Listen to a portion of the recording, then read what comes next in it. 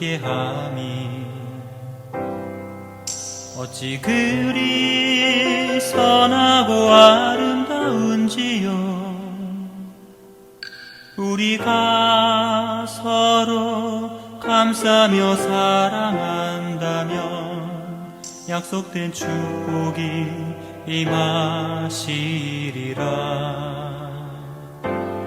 우리가 하나 되어 함께함이 어찌 그리 선하고 아름다운지요. 우리가 서로 낮추며 용서한다면 약속된 축복이 임하시리라. 향기로운 기름이 흘러 축복의 이슬이 시온을 적시며 차고 넘치네.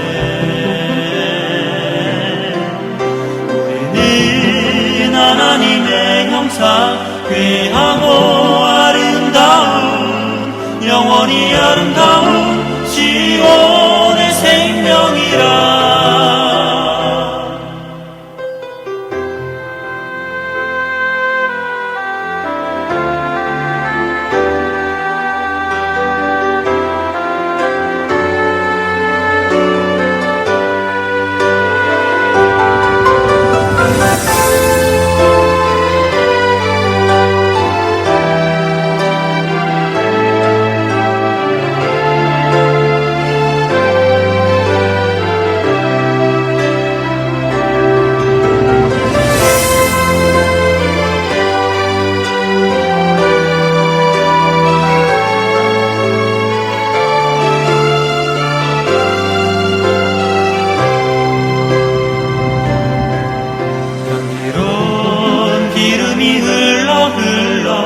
축복의 이슬이 시온을 적시며 차고 넘치네. 우리는 하나님의 형상 귀하고 아름다운 영원히 아름다운 시온의 생명이라. 향기로운 기름이 흘러 축복의 이슬이 시온을 적시며 차고 넘치네. 우리는 하나님의 형상 귀하고 아름다운 영원히 아름다운 시온의 생명이라.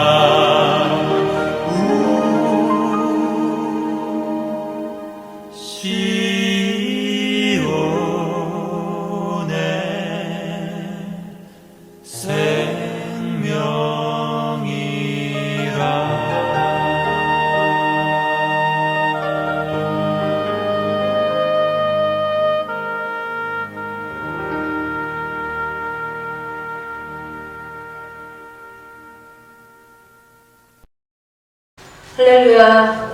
네, 더운 여름 한 주간 주님의 은혜 가운데 평안하셨습니까? 네, 이번 주는 북서부 온타리오에서 발생한 대형 산불로 인해 우리가 있는 이곳까지 대기질이 많이 나빠졌습니다. 평소에는 아무렇지 않게 마시던 공기의 소중함을 또다시 경험하는 그런 시간이 아니었나 이런 생각이 듭니다. 이렇듯 우리가 살아가는 이 세상은 점점 더 예측하기 어려운 재난 그리고 불안 속에 놓여 있습니다. 그러나 세상이 흔들릴수록 우리의 소망은 변하지 않습니다. 오늘도 하나님께서 우리를 붙드시고 또 지켜주셨기에 이 예배의 자리까지 인도하셨음을 믿습니다. 오늘 우리는 그리스도의 사신입니다. 이러한 제목으로 함께 말씀을 나누려고 합니다. 여러분, 사람은 누구나 자신이 속한 곳을 대표하며 살아갑니다. 나는 그런 적이 없는데, 나는 대표가 아닌데 라고 생각하실지 모르지만, 직장인이라면 자신의 회사를, 학생이라면 자신의 학교를, 그리고 가정에서는 부모가 우리의 가정을 대표하는 책임을 가지고 살아갑니다. 그래서 사람들은 종종 이렇게 이야기합니다. 그 사람을 보니 그 회사를 알겠다. 그 사람을 보니 그 가정이 보인다. 그 성도를 보니 그 교회가 보인다. 이렇게 말합니다. 그래서 우리의 말과 행동은 언제나 나 혼자만의 것이 아닙니다. 우리는 누군가를 대표하면서 살아갑니다. 그렇다면 우리 그리스도인들은 누구를 대표하는 사람일까요? 오늘 바울은 놀라운 말씀을 전하고 있습니다. 20절 말씀에 보면 우리는 그리스도를 대신하는 사신입니다. 여기서 사신이라는 말 조금 우리 친구들한테 어렵게 느껴질 텐데 오늘날로 표현하면 대표 또는 대사 이런 말로 표현할 수 있을 것입니다. 그러니까 왕이나 나라를 대신해서 파송된 사람, 그 사람이 바로 사신입니다. 그는 자기 생각을 말하는 사람이 아니라 자신을 보낸 왕의 뜻을 전하는 사람입니다. 그런데 우리 많은 성도님들은 이렇게 생각합니다. 내가 복음을 전할 자격이 있을까? 나는 아직 많이 부족한데. 하지만 바울은 능력 있는 사람이 대표라고 이렇게 말하고 있지 않습니다. 예수님께서 보내셨기 때문에 우리 모두가 대표라고 이야기하고 있습니다. 지난주에 우리는 가서 제자를 삼으라 라는 말씀에 대해서 살펴보았습니다. 오늘은 우리가 왜 그 사명을 잘 감당할 수 있는지 이것을 함께 살펴보려고 합니다. 하나님께서 우리 모두에게 주신 가장 영광스러운 이름, 우리는 그리스도의 대표입니다. 오늘 말씀을 통해서 하나님께서 우리 모두에게 맡기신 이 영광스러운 정체성을 다시 회복하는 은혜가 있기를 주님의 이름으로 축복합니다. 자, 우리 친구들, 교회학교 친구들을 위해서 제가 한 대지가 끝날 때마다 그림을 준비해 봤습니다. 네, 제가 준비한 건 아니고요. 제 설명문을 AI한테 주고 이 내용에 맞는 그림을 올려줘 했더니 저렇게 표현하더라고요. 그래서 오늘 저런 내용이니까 우리 친구들도 잘 들으면 좋겠습니다. 그렇다면 그리스도의 대표는 어떤 사람일까요? 어떤 사람이 그리스도의 대표로 세워질까요? 그래서 우리가 첫 번째 생각할 것은 새로운 피조물 대표로 세워지는 사람에 대해서 생각해 보겠습니다. 17절 상반절 말씀 보겠습니다. 그런즉 누구든지 그리스도 안에 있으면 새로운 피조물이라. 예, 너무 유명한 말씀. 그래서 한 번쯤은 다 들어봤고 외웠던 그러한 말씀입니다.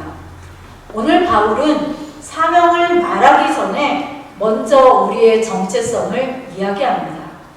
왜 이렇게 우리의 정체성에 대해서 이야기할까요? 사람은 자신이 누구인지를 알아야 어떻게 살아가는지도 알기 때문입니다. 오늘날 사람들은 당신은 누구입니까? 이렇게 물어보면 저는 선생님입니다. 저는 학생입니다. 저는 사업가입니다. 이렇게 자신의 직업으로 자신을 소개합니다. 하지만 하나님은 우리의 직업보다 먼저 말씀하십니다. 너는 하나님의 새로운 피조물이다. 자, 여러분 함께 해보겠습니다. 나는 새로운 피조물이다. 여러분 새로운 피조물 맞습니까? 네, 그렇습니다. 여기서 새로운이라는 말은요, 이게 낡은 것을 다시 고치는 것, 그것을 뜻하는 말이 아닙니다. 새로운에 해당하는 헬라어가 카이노스라는 단어가 사용되었는데요. 이 카이노스라는 단어는 이전에는 없던 새로운 것을 창조했다라는 뜻입니다. 하나님은 우리를 조금 더 착한 사람으로 그렇게 만드신 것이 아니라 새로운 생명을 가진 사람으로 만드셨다라는 의미가 바로 새로운 피조물입니다. 죄인을 의인으로 바꾸시고 죽은 영혼을 살리시고 하나님의 원수였던 사람을 하나님의 자녀로 만드시는 하나님의 창조 사건, 이것이 바로 17절 상반절에 나오는 새로운 피조물이라는 뜻입니다. 그래서 복음은 사람을 조금 바꾸는 것이 아니라 새롭게 만드시는 하나님의 능력입니다. 그러면 하나님께서는 왜 먼저 이런 새로운 피조물을 말씀하셨을까요? 그 이유는 간단합니다. 우리의 존재가 바뀌어야지 사명을 감당할 수 있기 때문입니다. 여러분 예를 들어서 캐나다 정부가 아무나 대사로 임명하지 않습니다. 대사로 보내지 않습니다. 저도 캐나다 시민권자거든요. 근데 저를 대사로 보내지는 않잖아요. 그죠? 예, 근데 어떤 사람을 대사로 보내게 되면 먼저 그 사람을 임명하고 그 사람에게 신분을 부여한 다음에 그 사람을 파송합니다. 마찬가지입니다. 하나님께서도 먼저 우리를 하나님의 자녀로 삼으시고 새로운 피조물로 세우신 후에 세상으로 보내시는 것입니다. 그러므로 우리가 복음을 전하는 이유는 나를 잘해서도 아니고 신앙생활을 오래 해서도 아닙니다. 예수님께서 우리 모두를 새로운 사람으로 만드셨기 때문입니다. 새로운 피조물에게는요, 한 가지 분명한 변화가 일어납니다. 그것은 주인이 바뀌는 것입니다. 전에는 내가 내 삶의 주인이었습니다. 하지만 이제는 예수님이 내 삶의 주인이 되신 것입니다. 그래서 주인이 바뀌니까 인생의 목적도 바뀌게 됩니다. 내 성공보다 하나님의 영광을 먼저 생각하고 세상이 나에게 주는 인정, 그것보다도 하나님을 기쁘시게 하는 삶을 먼저 생각하고 그렇게 살아갑니다. 우리 사랑하는 여러분, 혹시 아직도 과거의 실패, 죄책감 때문에 나는 원래 이런 사람이야, 나는 자격이 없어, 나는 뭘 해도 안 돼, 이런 생각을 이런 생각을 가지고 살아가십니까? 오늘 하나님은 우리에게 그렇게 말씀하지 않으십니다. 너는 새로운 피조물이다. 우리가 복음을 전할 수 있는 이유도 여기에 있습니다. 내가 완벽해서가 아니라 예수님께서 나를 새롭게 하셨기 때문입니다. 그래서 우리는 어디에서나 예수님을 나타내는 그리스도의 대표로 살아가게 되는 것입니다. 대표는 실력이 좋아서 되는 사람이 아니라 보내신 분이 세워주셔서 되는 것입니다. 우리도 우리가 잘나서 이렇게 예수 그리스도 앞에 나온 것이 아니라 예수님께서 세워주셨기에 그리스도의 대표가 된다는 사실, 여러분이 기억하셨으면 좋겠습니다. 그래서 이것을 그림으로 표현하면 또 이렇게 표현할 수 있습니다. 우리 친구들 내용이 이해가 잘 안 되면 저것이 바로 새로운 피조물이구나, 이렇게 생각하시면 될 것 같습니다. 이렇게 하나님께서는 우리를 새로운 피조물로 만드셨는데 그러한 새로운 피조물로만 만드시는 것으로 끝, 이렇게 하지 않으셨습니다. 새롭게 하신 우리 모두에게 새로운 사명도 맡기셨습니다. 그래서 바울은 곧바로 18절에서 화목하게 하는 직분을 말씀합니다. 이제 두 번째로 생각할 것은 화목하게 하는 직분, 대표에게 맡겨진 사명에 대해서 살펴보겠습니다. 먼저 18절 상반절 말씀 함께 읽어보도록 하겠습니다. 시작. 모든 것이 하나님께로서 났으며 그가 그리스도로 말미암아 우리를 자기와 화목하게 하시고. 여러분, 이 구절에서 제일 중요한 단어 뭘까요? 화목입니다. 화목이란 깨어진 관계가 다시 회복되는 것입니다. 화목이라는 헬라어는 카탈라소라는 단어인데요. 이 단어도 원수되었던 관계가 다시 친구가 되는 것, 그것이 바로 카탈로소, 우리말로는 화목이라는 단어입니다. 성경은 인간의 가장 큰 문제에 대해서 돈이 아니라, 건강 아니라, 인간관계, 그런 것들이 아니라고 이야기합니다. 가장 큰 문제는 죄 때문에 하나님과 멀어진 것, 그것이 우리 인생에 있어서 가장 큰 문제라고 진단하고 있습니다. 죄라는 것은 나쁜 행동뿐만 아니라 하나님과 관계가 있었는데 그 관계가 끊어진 것, 그것이 바로 죄의 상태입니다. 그런데 그런 우리의 상태를 하나님께서는 포기하지 않으셨습니다. 우리가 하나님을 먼저 찾아간 것이 아니라 하나님께서 우리를 먼저 찾아오셨습니다.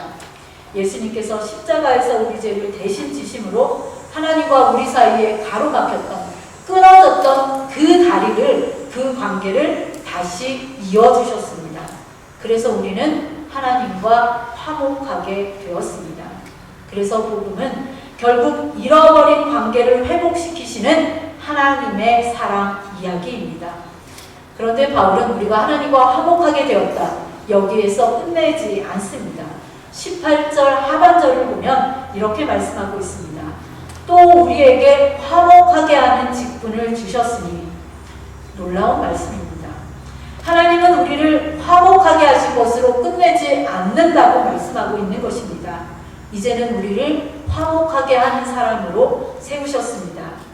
여러분, 여기서 직분이라는 단어, 특별히 교회에서 직분이라는 단어 많이 사용하는데요. 디아코니아라는 헬라어가 사용되었습니다. 디아코니아, 언제 한 번가는 들어보셨을 그러한 단어인데 섬김과 사명이라는 뜻입니다. 다시 말하면 하나님께서는 너도 사람들을 하나님께로 돌아오도록 돕는 사람이 되어라, 이렇게 말씀하시는 것입니다. 여러분, 생각해 보시기 바랍니다.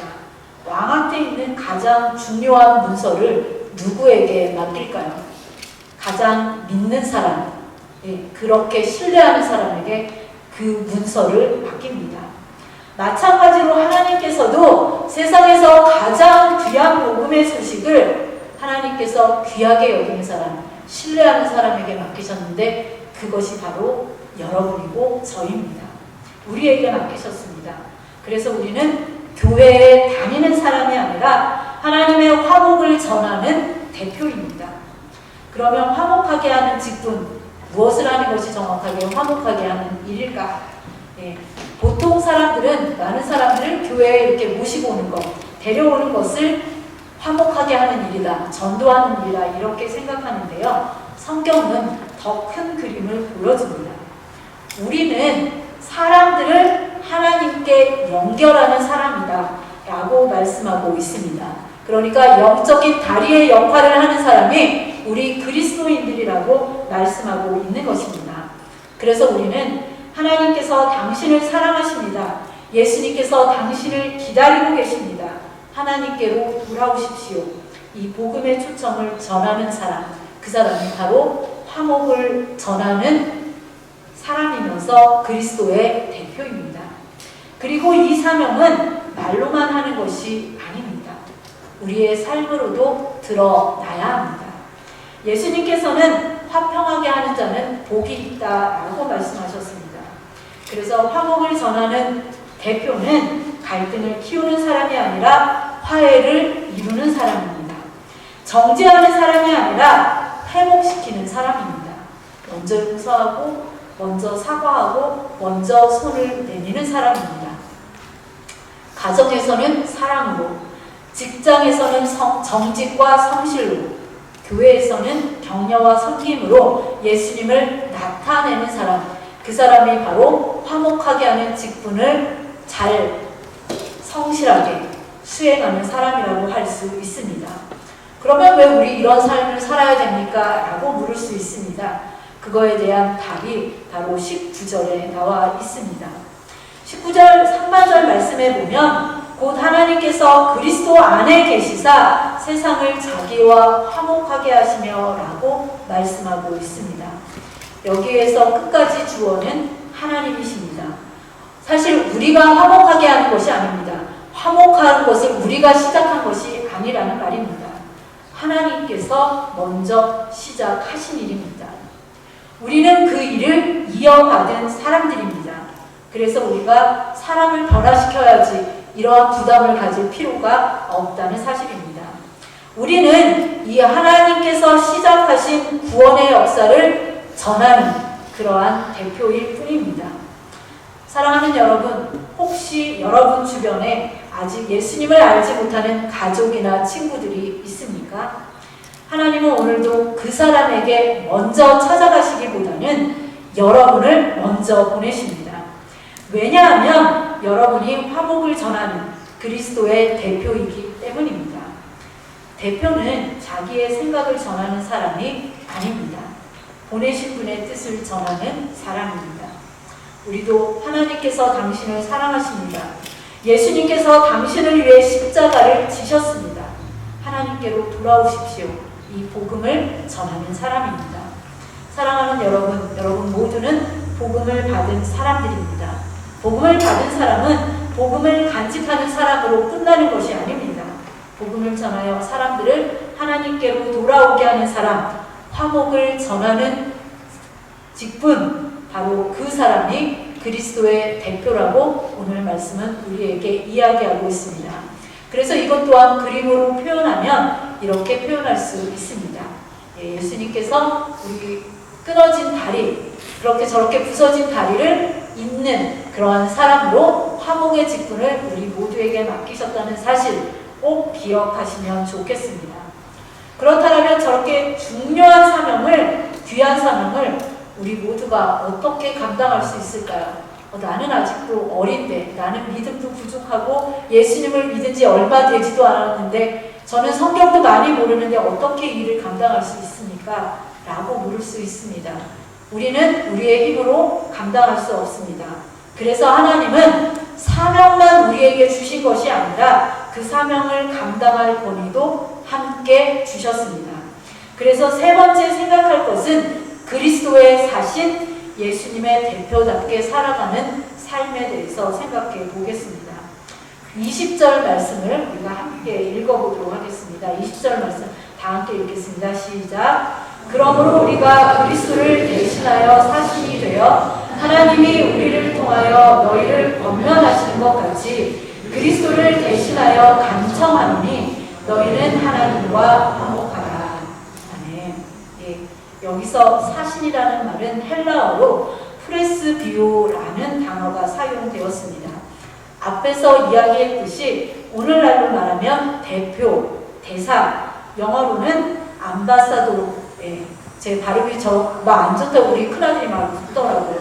알아서 여러분들이 더 잘 읽고 발음할 테니까 뭔 글자인지 무슨 글자인지만 보시면 좋을 것 같습니다. 여러분, 한 나라의 대사는 자기 마음대로 말하는 사람이 아닙니다. 그죠? 대사라고 해서 내 마음대로 막 이렇게 이야기하지 않잖아요. 자기 생각을 전하는 사람이 아닙니다. 자신을 보낸 나라 왕의 뜻을 전하는 사람이 바로 대사입니다.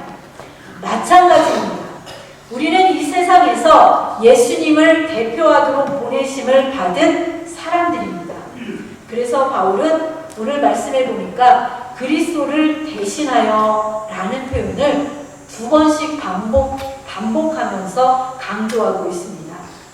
왜 이렇게 2번씩이나 예수님을 대신하여, 그리스도를 대신하여 라는 표현을 썼을까요? 그것은 바로 우리의 삶을 통해서 예수님께서 일하시기 때문입니다. 바울은 이렇게 말하고 있습니다. 하나님이 우리를 통하여 권면하시는 것 같이. 참으로 놀라운 말씀입니다. 하나님이 그냥 직접 말씀하실 수도 있는데 그렇게 하지 않고 우리를 통하여서 권면하신다라고 이야기하는 것입니다. 우리가 복음을 전할 때 하나님께서 바로 우리의 입술을 통해서 말씀하신다는 것입니다. 그래서 복음을 전하는 일은 내가 말을 잘해서 하는 것이 아니라, 나의 뜻이 이루어지는 것이 아니라 하나님께서 나를 사용하시는 일입니다. 또 이 대표는 예수님의 모습을 잘 보여주는 사람입니다.